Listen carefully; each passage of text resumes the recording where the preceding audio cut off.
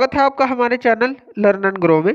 आज हम डिस्कस करेंगे wet corrosion by hydrogen evolution से जो होता है। तो वेट कोरोजन क्या है और जो हाइड्रोजन एवोल्यूशन के कारण ये होता है, तो ये जो केस है वो डिस्कस करेंगे। तो जो wet corrosion by hydrogen evolution यानी कि हाइड्रोजन गैस निकलती रहेगी और कोरोजन होता रहेगा, जो मेटल है वो घुलता रहेगा, डिजोल्व होता रहेगा। तो उस तरह का जो कोरोजन है वो कैसे होता है, तो सबसे पहले इसके बारे में कुछ हम बातें जान लेते हैं। ये जो इस तरह का कोरोजन होता है ये कब होता है, तो ये कब होता है, ये होता है मेनली इन जो एसिडिक मीडियम होता है। तो ओकर जो यूजुअली किस में होता है, जब एसिडिक मीडियम इसके पास हो, तो एसिडिक मीडियम हो तो ये होता है, तो यूजुअली एसिडिक मीडियम में होता है। और आप कह सकते हैं कि ये अब्जेंस ऑफ ऑक्सीजन में होता है, तो अब्जेंस ऑफ ऑक्सीजन के अंदर ये होता है, यानी कि एसिडिक मीडियम के अंदर ये होता है। तो ये जो चीज़ें हैं ये आपको ध्यान रखनी है। तो ये इसके अंदर होता क्या है, मेटल डिजोल्व होता है, एवोल्यूशन ऑफ हाइड्रोजन गैस से हाइड्रोजन गैस निकलती रहती है और जो मेटल है वो डिजोल्व होता रहता है। अब ये होता किस तरह से है, ये दो तरह से हो सकता है। पहला तो ये हो सकता है कि एक कंडक्टिंग लिक्विड हो आपके पास। तो एक अगर कंडक्टिंग लिक्विड है आपके पास और वो कॉन्टैक्ट है किसके साथ, जो आपका मेटल है, तो इज इन कॉन्टैक्ट विद जो है मेटल के साथ है।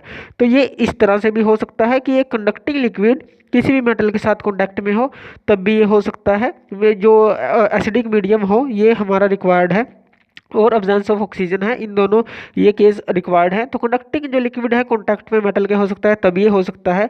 या दूसरा केस कब हो सकता है, जब दो डिसिमिलर आपके पास मेटल हो, तो दो डिसिमिलर आपके पास मेटल हो या फिर आपके पास एलॉय हो। तो दो डिसिमिलर मेटल या फिर दो डिसिमिलर एलॉय आपके पास हो, वो आइदर या तो इमर्स्ड हो या डिप्ड हो पार्सली इन ए सॉल्यूशन।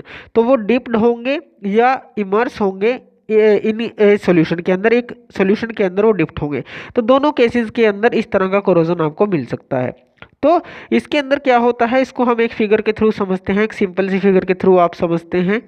तो मान लीजिए इस तरह का आपका कोई एक मेटल सरफेस है, इस तरह का कोई मेटल सरफेस है और ये हमारा ऊपर जो है ये क्या है, एसिडिक मीडियम है हमारा। तो एसिडिक मीडियम के ये कांटेक्ट में है। तो इस तरह से जो हमने बात की कि यूजुअली एसिडिक मीडियम के कांटेक्ट में होगा।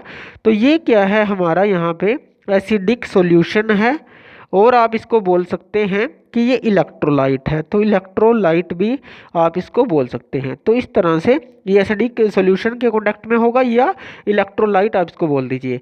तो इस जो एसिडिक सॉल्यूशन के अंदर क्या होगा, आपके जो H पॉजिटिव आयन होंगे, तो इसके अंदर वो जो H पॉजिटिव के आयन हैं वो रहेंगे। तो ये इस तरह से आप इसको देख सकते हैं। अब जो ये मेटल है, इस मेटल के अंदर हमारे दो एरिया बनेंगे, एक तो एनोडिक एरिया और जो एक है कैथोडिक एरिया। इसके अंदर हमें ध्यान क्या रखना है कि जो इसके अंदर जो कैथोडिक एरिया होगा वो क्या होगा, छोटा होगा, यानी कि स्मॉल होगा कैथोडिक एरिया। अगर हम इसकी बात करें तो ये होगा आपका कैथोडिक एरिया और जो बाकी का एरिया रहेगा वो एनोडिक एरिया रहेगा, जो इसके चारों तरफ रहेगा। तो ये क्या है, जो हमने ये डार्क किया है यहाँ पे, ये है कैथोडिक एरिया। तो एक कैथोडिक एरिया और एक जो होगा एनोडिक एरिया। एनोड जो होगा वो लार्जर एरिया होगा और जो कैथोड होगा वो स्मॉलर एरिया होगा। अब इसके अंदर देखिए ये प्रोसेस होगी कैसे, जो एवोल्यूशन ऑफ हाइड्रोजन है इसके अंदर दो प्रोसेसेस होंगी हमारी, एक तो एनोड के ऊपर और एक कैथोड के ऊपर। तो एट एनोड हम बात करते हैं, एट एनोड जो हमारी प्रोसेस होगी, एनोड के ऊपर क्या होगा, ऑक्सीडेशन होगा। तो ऑक्सीडेशन का क्या मतलब है, ऑक्सीडेशन के अंदर क्या होगा, जो हमारा जो ये मेटल है, मान लीजिए आयरन है हमारे पास Fe, तो ये क्या है हमारा, ये चेंज हो जाएगा Fe2 पॉजिटिव के अंदर, Fe2 पॉजिटिव, और ये दो इलेक्ट्रॉन को लिबरेट कर देगा। तो यहाँ पे क्या होगा, आपके पास जो Fe है वो चेंज हो जाएगा Fe2 पॉजिटिव और +2 इलेक्ट्रॉन में ये लिबरेट कर देगा। तो ये प्रोसेस आपको मिलेगी जो एनोड के ऊपर है।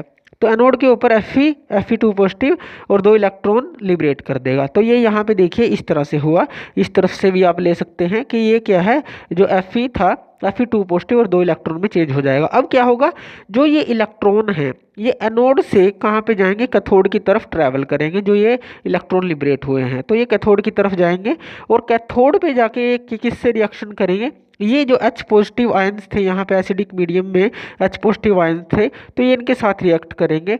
तो एट कैथोड आपको क्या मिलेगा, जो एट कैथोड अगर आप रिएक्शन को देखें, एनोड पे आपके जो है जो इलेक्ट्रॉन निकले हैं कैथोड पे ये कंज्यूम होंगे, तो आप उसको रिडक्शन प्रोसेस भी बोल सकते हैं।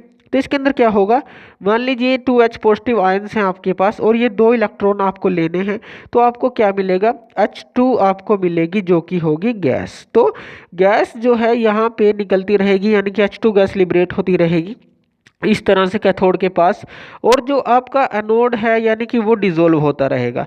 तो इस तरह से क्या होगा, जो डिसोल्यूशन है मेटल का वो होता रहेगा with the evolution of hydrogen gas. अगर आप ओवरऑल रिएक्शन देखें, यानी कि अगर इसको आप इससे रिएक्ट करवाते हैं, ओवरऑल रिएक्शन क्या होगी आपके पास, Fe जो 2 पॉजिटिव है, जो Fe2 पॉजिटिव Fe जो Fe है और इस 2 पॉजिटिव के 2H पॉजिटिव के साथ जब ये आयंस के साथ रिएक्ट करेगा तो आपको क्या मिलेगा, अगर आप ओवरऑल रिएक्शन की बात करते हैं तो Fe2 पॉजिटिव प्लस H2 ये आपको मिलेगा, यानी कि ये चीज़ ये आपको मिलेगी। अगर आप ओवरऑल रिएक्शन लेते हैं तो ये आपको मिलेगा।